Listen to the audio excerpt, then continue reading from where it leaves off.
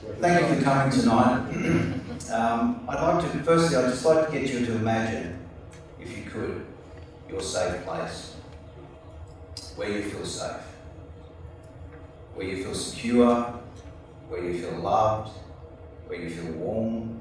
It could be a place, it could be a person, your safe place. Now imagine not having that place.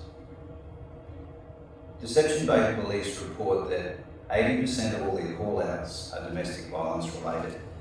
Domestic violence has many factors in it, with mental health issues, drug and alcohol abuse, and high unemployment. Now, of those call-outs, how many would you think had children in the house at the time under the age of 14? 88%. So there are children in those houses who are either witnessing domestic violence or are the victims of domestic violence. They don't have a safe place.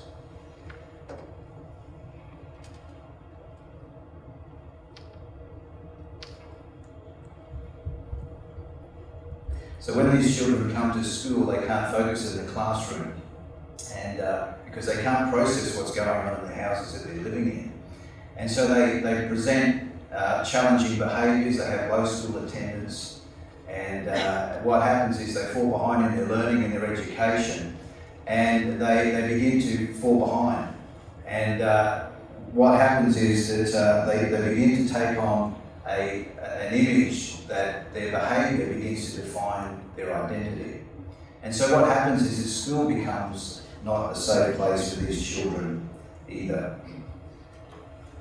What happens is that they begin to go down the same paths as their families of origin, and they begin to perpetuate the problem in their lives. My wife and I, Kim, were working for 12 years in the state school system, and we identified these children that didn't have a safe place. They had nobody to help them in the home, they had nobody to help them in school.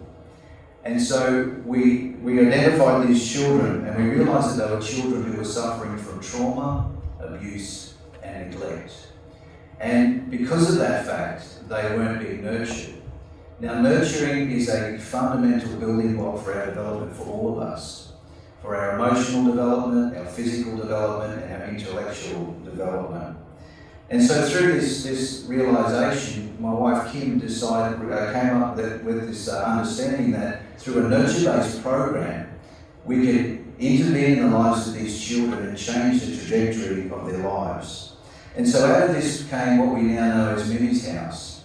And Mimi's House is all about a safe place, because we believe that every child deserves to feel safe and loved.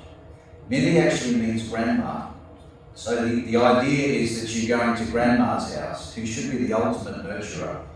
And Mimi's House is a place where you're nurtured, where you're cared for, you're given the investment of time, you're listened to, you learn skills on how to manage your emotions, how to manage your behaviour, you learn how to show respect for others and to have respect for yourself, you learn how to brush your teeth, you learn what gingivitis is. Some of the kids learn that mum's got gingivitis and they go home and tell her. They learn to become more resilient in the place they're in. And the greatest thing that they learn is that they are cared for and that they matter. There's a few stories. We couldn't bring children here tonight for obvious reasons because of the sensitivity of their situations. But I want to tell you a few of their stories tonight. Sam was a young boy who came out of a home of domestic violence, and Sam had kicked a girl in the story room, and she came out crying, and of course I had to go in to see what was going on. I just happened to be there on that day. And in the story room, we have a big room with a lot of giant life-size teddy bears because of the nurturing effect. As they're listening to the story, they cuddle up to the teddy bear. And as I came into the room to see Sam, I saw the pile of teddies up like that in one corner. But I knew he was in there because I could see his feet sticking out at the bottom, his dirty little socks. Sam was a 7-year-old boy. And I could see Sam his eyes peering through a hole in the teddies. And I knew Sam's situation. I knew what he was living in. And I knew Sam was absolutely terrified, expecting me to come into the room and throw him across from one side to the other. And so I stood in the doorway and I asked Sam if it was okay if I came in. And I could just see his terrified eyes, just didn't say a word. Yes. So I came in and I stood my back to the wall. I didn't want to stare at him, didn't want to confront him, didn't want to make him any more scared. So I stood my back to the wall and I said, Sam, it just seems like you're having such a great day. There's obviously something wrong. Do you want to talk about this? And for the next few minutes, I'm talking to Sam, asking him these questions. There's no response from Sam. And all of a sudden, Sam begins to crawl out from underneath the teddies. And he crawls over to me, this skinny little 7-year-old boy. And he asks me a question that I've never been asked before. He says, can I be your dog?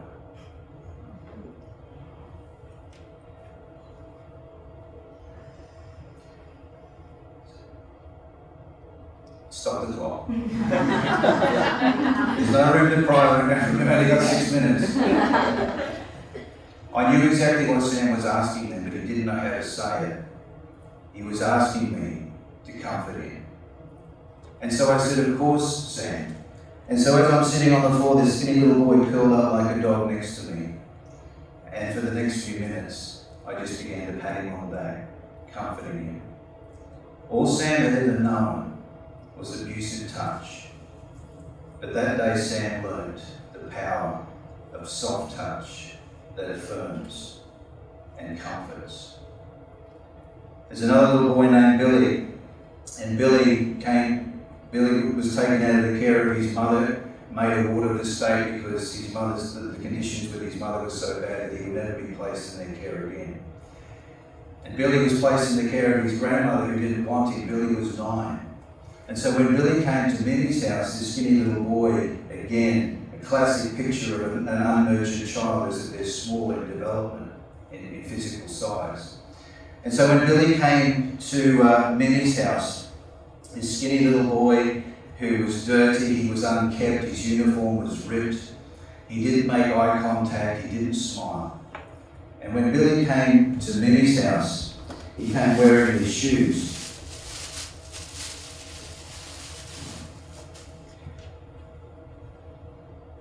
And for most of us who are parents, you would realise that these shoes are no more than a $10 pair of shoes at that. And Billy came wearing his shoes with the holes through his feet through the socks. And other kids would tease Billy. And Billy felt really ashamed of his condition.